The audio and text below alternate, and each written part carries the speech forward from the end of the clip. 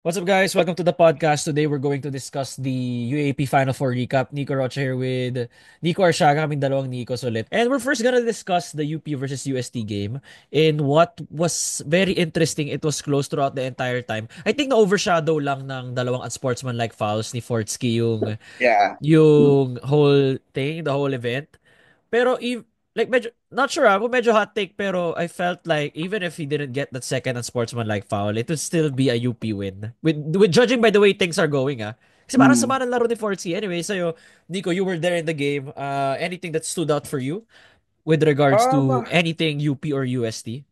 I think it was for me malaking factor yung nag na-eject si Fortsky since he's going Okay. to be the leader of that team. Nawala yung nawala yung leadership factor dun sa UST. They were down, I think, just 9 points noong time na yun. Yeah, yeah, And yeah. then, When Fortsky was subbed out. Ay, no, subbed out. Was ejected, rather. yeah. Tapos, I also saw your video regarding on how UST can beat UP.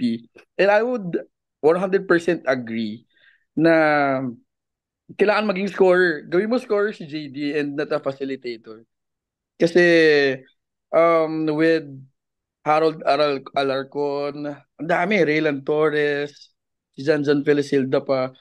If lahat yun talaga magiging factor, yeah, you will, parang hindi naman no chance. Pero, I mean, you have to be 100% perfect in everything you do by playing UP. So, what I saw last night, ang hirap pigilan talaga ng UP. So, kasi you have Quentin having 19 rebounds. Di ba? So, parang may Jacob Baila ka pa, may Algeria Abadjano pa. So, medyo Na hindi mahirap pa talagang pumuputok. i-contain eh. Na Oo, hindi pa mahirap pumuputok talagang kahapon. i-contain eh. Na, I mean, no, I mean, sana hindi ako i-bash ng USD community, pero lakas, for me, this is one of the strongest lineup ng USD na meron. Na I've seen a lot of USD roster, pero isa to sa pinakamalakas talaga. Na you have a point guard in um Madrigal? Padrigao.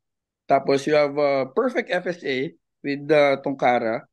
Tapos meron ka pang Manaytay. And you have a professional scorer in Nick Cabanero.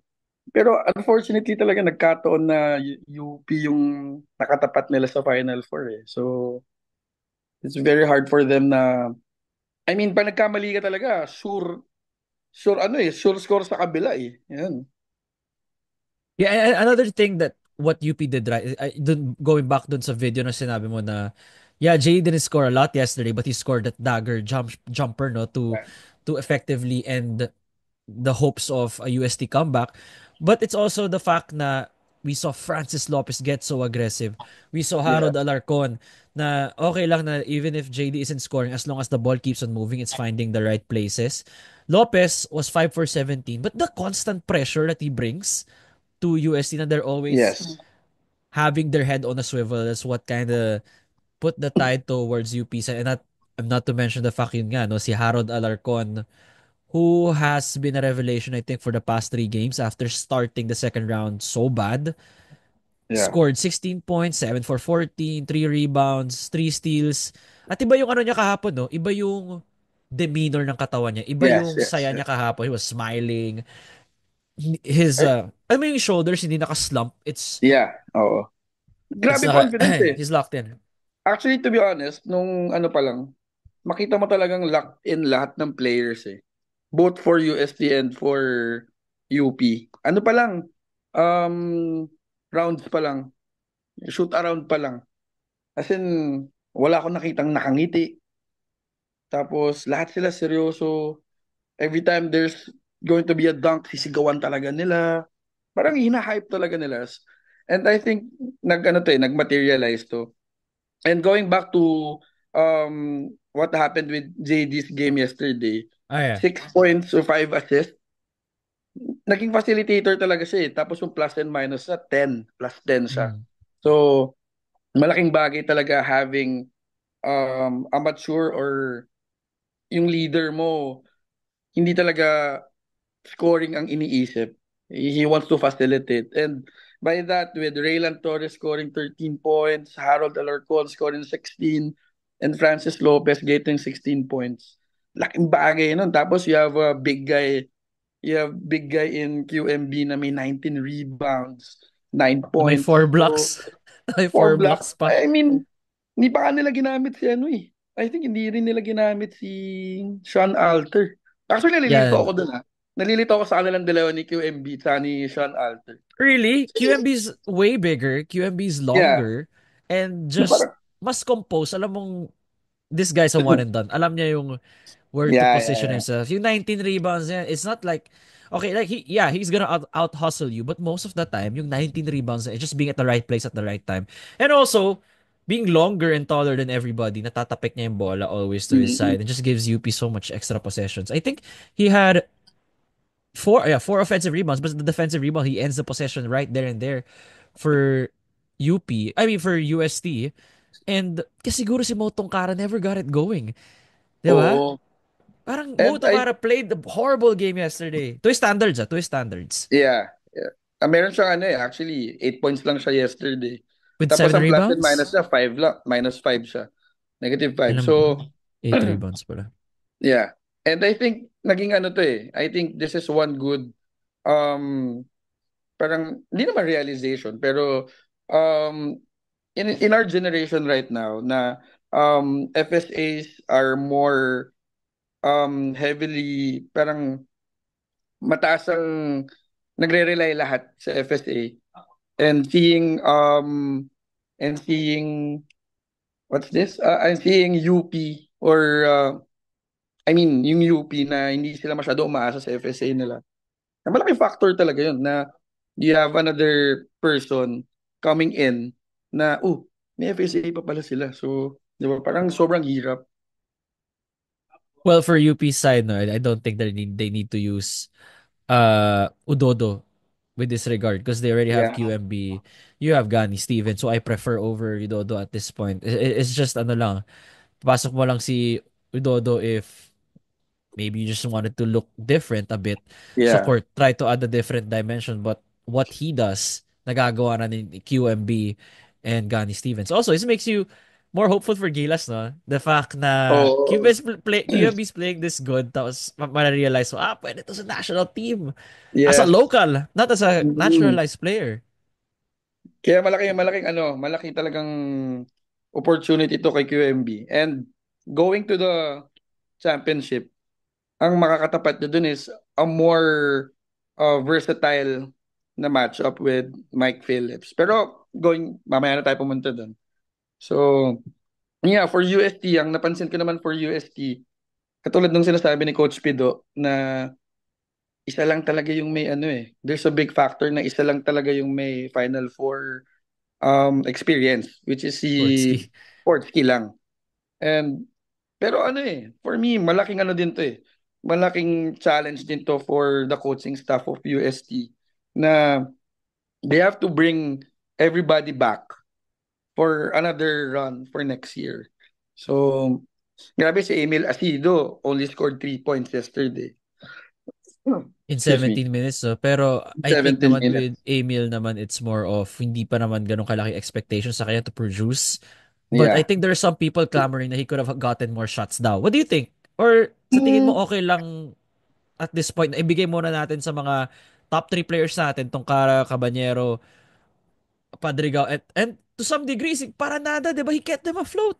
Kyle yeah, Paranada yeah, kept yeah. them afloat. Same for Jello First Crisostomo. quarter. He was there in the first quarter. Pero of course, siyempre, kudos pa rin sa game plan ng UP. For sure, meron silang game plan against Emil Asido, who has been, I think, hitting nung eliminations going to the semifinals or going to the Final Four. Nasa yung nagki-carry ng offensive load for UST. So for sure, meron silang ginawang game plan na hindi pumutok si Emil. And again, if you want to beat a team like UP, you have to be, hindi nga pero mahirap kasi sabihin na 100% eh. Pero at least kahit Hirap 80%, sabihin ito.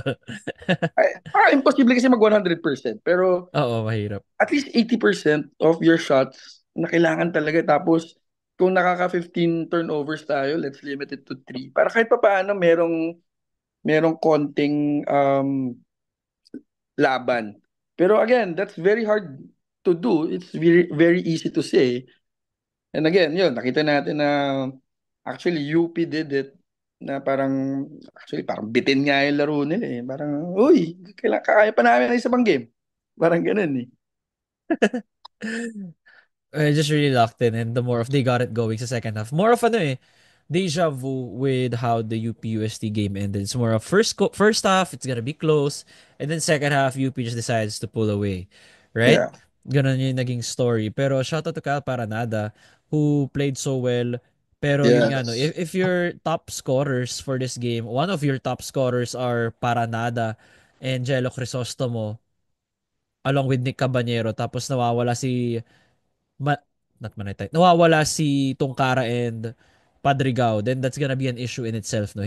Dapat lahat, Yeah. I think one of the keys of the game here for UST is all three of your stars have to play their A game while one to two of the players from the bench. So yung bench players, okay, lumabas.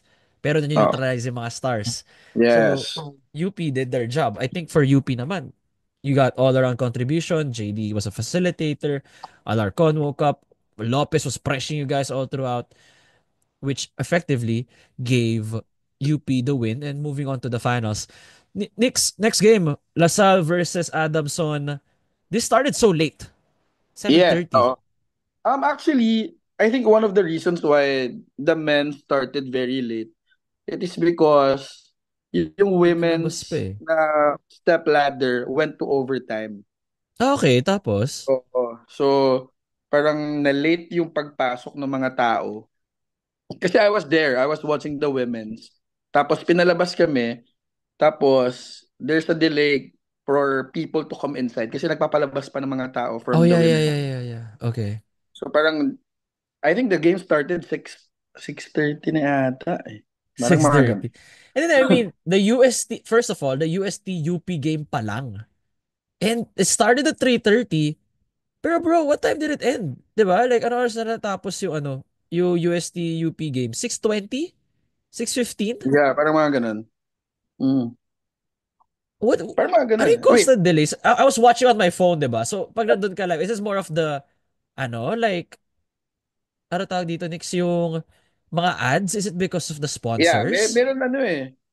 Meron pregame pa. May pregame, tapos Ah, may ano sila eh, may time dun sa yun sa scoreboard na parang 20 minutes yata pa yung hinintay. So, yeah, kasi they need to warm up. Eh, what, di ba? Pulikat yeah, dyan. yeah, yeah. Minadali. Yeah, hindi sila pwede magmadali ng warm up. Tama. So, well, everybody's ano naman, when they went out, the teams went out, everybody's really into it. Kasi sobrang ingay talaga na parang kailangan magbulungan talaga kayo ng kasama para magkarinigan kayo. Ganon, ganon ka-hype up yesterday. Even if it's UP and UST. Well, everybody needs to eat. No? I mean, the sponsors pay for all of this. So, Yeah. di ba? Like, kailangan siguro. That's why. Yeah. And Anyway, for again, Lasal, yeah. I wanna give ano din pala. I wanna acknowledge si Boss Al Francis. He was there. Oh, And yeah.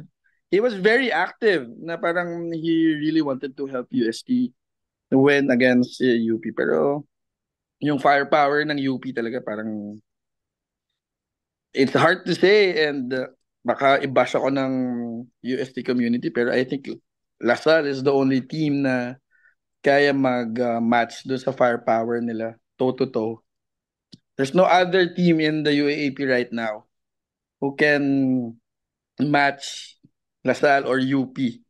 Silang dalawa lang talaga as in I'm sorry to say that pero At this point, di ba naman at sinasabing this point, yeah. forever eh. Kaya Yeah naman, wala, oo naman. wala naman magbabash sa'yo kasi parang, it's at this point.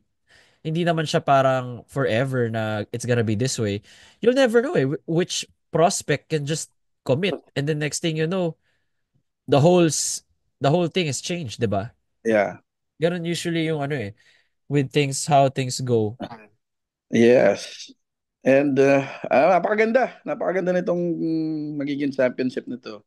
So, I'm very excited to watch this. For the Lasal Adamson game, it's more of napansin ko lang dito na okay, you're going to this game. Again, tambakan ulit, no? I mean, it's Yeah. what most people expected. Pero it doesn't help na wala sina AJ Franzman, wala sina Kalisay who I believe has played his last game in the UAP. Sayang kasi senior couldn't play because of due to flu. Where a Mm-mm. lot of people got flu. I'm also sick. Like a lot of people are sick right now. I think it's something COVID symptoms again during this time of the season during December. Oo, pa-Christmas na eh. Yeah. But for Lasal, what did you like about them yesterday? It's that's something that can translate to the UP game. Um, I think, well, medyo ano din, they started really, hindi naman really slow, pero they started slow. Mm-mm. Pero when they got the groove with, grabe, ako, isa na talaga masabi ko, Nix, yung Ah, effort ni, yung effort ni Mike Phillips, pare yung energy niya, kayang bumuhay ng, na diskargang kotse. tama, Oo, tama. pare, as in parang, ano ba kinakain nito? Parang, kaya niyang itulak yung truck na diskarga tapos alam mo yun mapupush start niya. As in when Mike Phillips did the hustle points yesterday, dun sila lumayo eh. Like of Ah, course, sobrang sure naman na Kevin will always score and always find the way para makascore yung kakampi niya. Pero it was the effort of Mike Phillips. Yung mga hindi na isusulat sa scoreboard, the ah. taps, yung kahit nga yung dunk niya eh.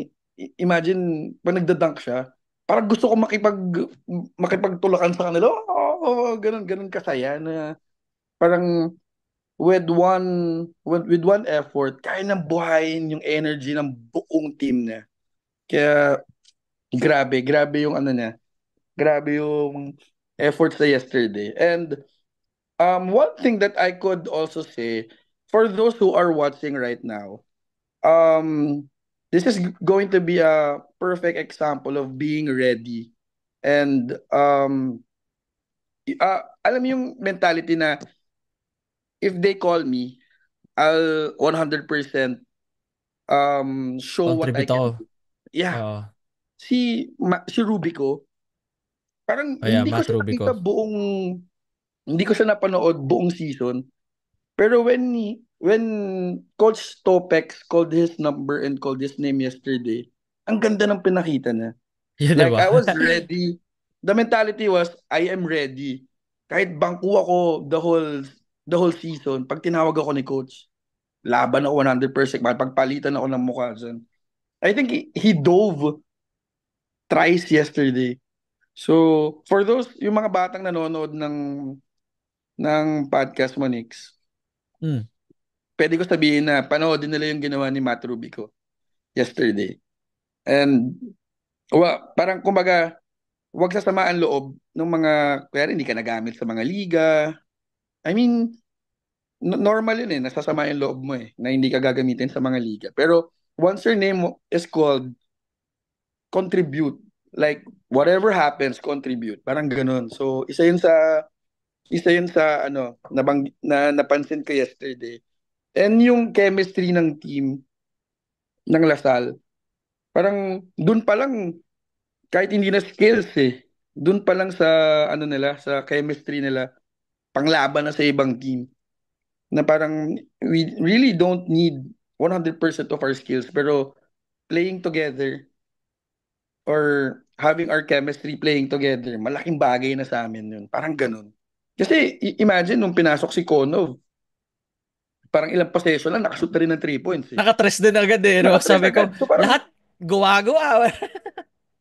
kahit sino bunutin dyan, gagawa. Di ba? Parang, I think silang dalawa na yung excuse me, silang dalawa na yung last two players. And I think yung lang ata hindi nagamit yesterday, yung brother ni Mike Phillips. Pero Oh yeah, again, Si Isaiah, yeah. yeah. Pero again, 'di ba, parang si si Rubico and si Konov na yung last person na bubunutin mo. Binunot ka ng first half and you contributed. So it says a lot. It says a lot dun sa Lasal team talaga. I think everybody scored from the bench sa Lasal except nga si Ethan Alyan, who played Yeah. a minute and 30, pero the rest of the guys scored. Well, ngayon ko lang nag-stand out lang to. 1 for 11 si CJ Austria pala kahapon. Hindi ko lang napansin ah. Pero di mo Oo. malalaman eh. Di mo mafiramdaman with the way the game is going kasi tambakan na. And I think if he's gonna have a bad game, dito mo na sige, i-ouch dito ka na magkaroon ng masamang laro para pagdating ng UP game na dapat lahat kayo locked in. At least, 'di ba? Mm. And for me, siguro it was a very good move by Coach Topex na um, i-lift lahat ng moral ng team. Like for example, kaya ako si Matt Rubico and I was Mm. called to play today. Oh. Siyempre, ang taas ng confidence ko going to the UP game eh. Na Oh, kahit for hindi ako sure. gamitin doon, I can help them by cheering or whatever. I mean, ang taas ng moral ko, like even si Konov. Kaya gamitin si Konov. Siyempre, confident to. Nakashoot ako ng 3 points last game eh. Ngiti And nga siya again, agad eh. dito, oo, pagkatira ng 3 points, putsang gwapo eh. Sign of the Kobe agad eh. No? Gwa Parang, Gwapo eh. imaginein mo, Nick, if tumawag ka ng horns play, ikaw ang point guard, tumawag ka ng horns play, ang sa screen sa'yo, si Konov and si Mason, kahit sinong gamitin mo doon, pag-pop out, Kung gusto nakakatira ng mag-increase ng 3. assist numbers, no? Gusto mo mag-pump ng stats. Hingin mo kay Coach Topis to. Coach, ping dalawang shooter. Tapos, bahala na ako. Uh, Kanino ko bibigay. kaya, it's going to be really scary for next year. And, yun nga. Pero, before next year, ito muna tayong sa Final Four muna. And again, yun nga, si Kevin, sure naman na magko-contribute yan eh. Pero again, seeing everybody contributed for Lasal, ang ganda. This is going to be a one of the I think anticipated finals for the history of UAAP since alam naman natin na may issues and may past issues tong si Sino to? si UP and Lasal. So Ay. maganda. Akala ko sino player may issue. The teams, Hindi, UP and the two Lasal. schools pala. Okay. Mas wild next year, may Remogat na rin UP. I think we keep Yeah, forgetting that there's gonna be a Ray Remogat joining nire UP. mo. Pero mawala na si QMB and Kagulangan. No, yung JD okay lang eh. Kasi there's gonna be a Remogat. But Yeah. who's gonna replace QMB? Di ba? Like, that's another question. That's mga pang ano yan, pang preview for season 88. Anyway, for Adamson, Knicks, it's more of ano din eh. One of the keys of the game here was Mati Montebon has to score at least to his averages of 10 to 12 points and facilitate. Yeah. Neither. He was able to do neither because he was ano eh. He was really checked by LaSalle. They were getting blitz all throughout the game. And it's not his fault. It's just that LaSalle was just really had great personnel to stop guys like him. Yes. Kahit na nag-iba rin ang laro in the second round. And imagine having CJ Austria guarding you. Pag napagod si CJ, ibato ka kay EJ Goliena na sobrang active din. Pag napagod yung dalawa, may Von Marasigan ka pa. Tapos, ibiblitz ka ni Mike Phillips. Isipin mo yun, pag gumihi ka ng screen, pwede ka nilang itrap with Mike Phillips.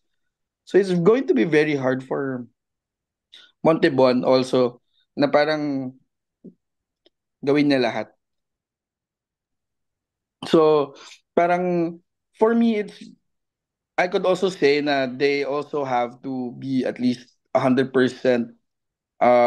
sure or 100% perfect para din matalo yung Lasal. And mahirap gawin yun. Mahirap talaga gawin yun. Exactly. And now we're on to a collision course between UP and LaSalle. The first game is on, let me check. The first game is on Sunday, December 8th. Smart Araneta Coliseum at 5:30. All the games are at 5:30. Next game, December 11, MOA. And then last one, if necessary, is in Araneta, December 14. So it's gonna be interesting. Hopefully, makuha ka ng tickets next kasi ako may ID na may media ID. Pero gusto ko rin ng tickets kasi gusto ko ng upuan. Kasi pag media ID, tayo ka eh. So hopefully I Sige, could pag may ano tayo, harap tayo ng pag tickets. Harap may tayo ng makibardagulan tayo sa tickets. So hard to find. But if wala, edi I have to stand up. Pero ikaw, I hope you yeah. get tickets para magkita tayo sa Yeah, loob ng for sure, venue. for sure. I'll try my best to get. Kasi sobrang ganda nito eh. It's going to be a game of It's a classic. It's gonna adjustment be another classic din. yeah, in-game and mga basta ang dami to, madaming mangyayari dito. Masarap pag-usapan to in the upcoming podcast. Sobrang For sure. sobrang Yeah, that's an episode in itself eh. That's an episode in itself, yung UP versus Lasal preview. Hindi pwede isingit dito eh. That's a disservice na isisingit lang oh, natin last 5 minutes. You can do yeah, like a yeah. 30-40 minutes just breaking down UP Lasal, the players, Well, ano yung actually style mahirap. nila. Mahirap i-breakdown yun ng konti lang yung minutes Yeah, you have to, it's a whole episode in itself. Hindi pwede na ano. Well, this episode naman is dedicated to ano eh, the to the final. to the final four games that just happened. So, ayun. Yeah, and again, sabi naman ni Coach Pido na marami sila recruits. So, so for the UST community, maabangan kayo. And for the Adamson, for sure meron din yan with Coach Just, just, Nash. just imagine how much Coach Nash can do with budget. Like, imagine binigyan mo siya ng MVP type of budget. I feel like kaya niya mag-champion. Kasi he's super maxim. If you know what a coach who can maximize his lineup, that's Coach Nash. Yeah. So Ah. isipin mo Knicks, with the napagaling na si ano eh. Napagaling na si Manzano eh. Yeah, Manzano I is mean, a beast. Cedric Manzano was a different beast ngayong UAP and for the past UAP seasons na meron siya. Tapos for UP, syempre, I mean for the whole UAP teams, madami naman naaabangan yan for sure. Kasi Even FEU and like NU like for next season's worth the following. oo, lalo na UE. For sure madaming ano yan. Madami ring recruits UE. lang since Especially they may rumors na ano SGA might take over, no? Rumors pa lang, yeah, nothing confirmed yet. Rumors pa lang. Ayaw namin unahan lahat. yeah. So shout out to Boss Frank kung totoo man to. Kung totoo man, wala naman tayo confirm. We're just basing it off the Yeah. reports we see. Again, guys, thank you so much for listening. Si Nico dito parang kakasakit na rin eh. Oo, may ano ko. Lahat Grabe yung tayo ubo may ko. sakit. Grabe yung Halata ubo rin ko. sa boses no pag clogged nose. Oo. Grabe yung But ubo ko. yeah, yeah, get better like sakto wala. Buti walang games this week, so this is the Yeah, perfect time yeah. to before it starts again next Sunday. For those on Spotify, like follow. Oh, no, no, no. Follow 5-star rating while on YouTube, like, comment, subscribe. Nico Arshaga, my partner here for today. Diyan yung Instagram niya, guys. And then, as always, me, Nico Rocha, your host, as always. See you guys next time. Peace.